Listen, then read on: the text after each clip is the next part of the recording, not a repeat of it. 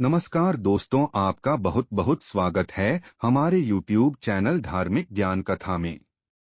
आज हम कलयुग के रहस्य के बारे में जानेंगे। दोस्तों, अगर आपको आज की जानकारी अच्छी लगती है तो प्लीज चैनल को सब्सक्राइब करिए। दोस्तों, भगवान कृष्ण ने महाभारत काल में ही कलयुग का विस्तार पूर्वक वर्णन कर दिया था। कलयुग में लोग कैसे होंगे, जीवन कैसे व्यतीत होगा, लोगों का व्यवहार एक दूसरे के प्रति कैसा होगा, यह सब उस काल में ही बताया जा चुका था।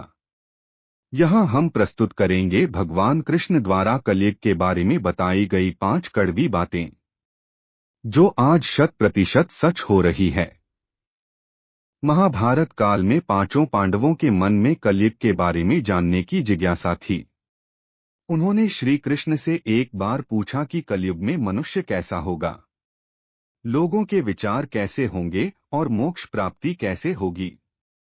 ये प्रश्न सुनकर श्री कृष्ण ने पांचों पांडवों को वन में जाने को कहा।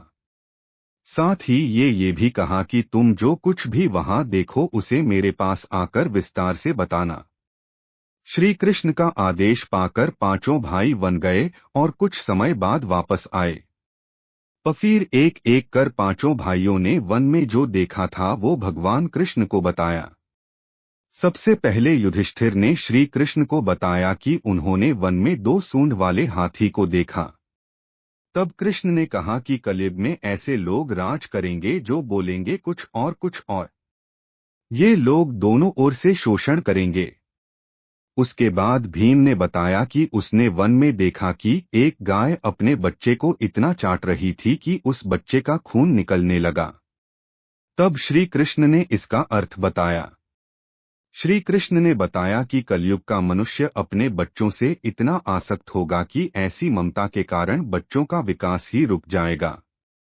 यदि किसी पुत्र साधु बना तो सब उसके दर्शन करेंगे, परंतु यदि स्वयं का पुत्र साधु बना तो माता पिता दुखी हो जाएंगे, रोएंगे कि मेरा पुत्र किस राह पर जा रहा है। कलयुग में लोग बच्चों को मोहमाया और परिवार में ही बांधकर रखेंगे। इस तरह उसका जीवन वही नष्ट हो जाएगा। फिर कृष्ण ने कहा कि तुम्हारे पुत्र तुम्हारे नहीं बल्कि तुम्हारी पत्नियों की अमानत है, और पुत्रियां तुम्हारी अमानत है। यह शरीर मृत्यु की अमानत है और आत्मा परमात्मा की अमानत है। इसी तरह भीमसेन के बाद अर्जुन ने बताया कि उसने एक पक्षी को देखा जिसकी पंख पर वेद की ऋचाई लिखी हुई थी, परंतु वो एक मनुष्य का मांस कह रहा था। यह देखकर मैं हैरान हो गया। तब श्री कृष्ण ने बताया कि कलयुग में ऐसे लोग होंगे जिन्हें विद्वान कहा जाएगा, किंतु उनकी मंशा यही होगी कि किसकी जल्दी मृत्यु हो जिससे उसकी संपत्ति को अपना लिया जाए। व्यक्ति का ओहदा चाहे कितना भी बड़ा क्यों ना हो, किंतु उसकी दृष्टि दूसरों की संपत्ति पर ही रहेगी। ऐसे लोग बहुत होंगे जो दूसरे के धन को छीनने को आतुर होंगे। वास्तविक संत तो कोई कोई ही होगा। अर्जुन के बाद फिर नकुल ने श्री कृष्ण को वन के बारे में बताया। नकुल ने कहा कि मैंने देखा कि एक भारी चट्टान पर्वत से गिरी और बड़े से बड़े वृक्ष भी उसे नहीं रोक पाए, परंतु एक छोटे से पौधे से टकराकर वह चट्टान वही रुक गई। तब इसका अर्थ बताते हुए श्री कृष्ण ने कहा कि कलयुग में मनुष्य की बुद्धि क्षीण होगी, उसका जीवन पतन होगा और इस पतन को धन या सत्ता के वृक्ष रोकने में सक्षम नहीं होंगे, किंतु हरिनाम रूपी एक छोटे से पौधे से मनुष्य का जीवन पतित होने से रुक जाएगा। हरि कीर्तन से मनुष्य की बुद्धि प्रबल होगी। अपने चारों भाइयों की तरह सहदेव ने भी भगवान कृष्ण से वन की बात बताई।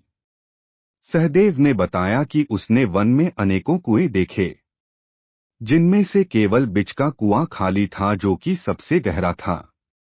कृष्ण ने सहदेव को इसका अर्थ बताते हुए कहा कि कलयुग में धनी व्यक्ति अपने शौक के लिए पुत्री विवाह में, उत्सवों में बहुतायत में धन खर्च करेंगे, परंतु यदि किसी भूखे को देखेंगे तो उसकी सहायता करने में किसी की कोई रुचि नहीं होगी।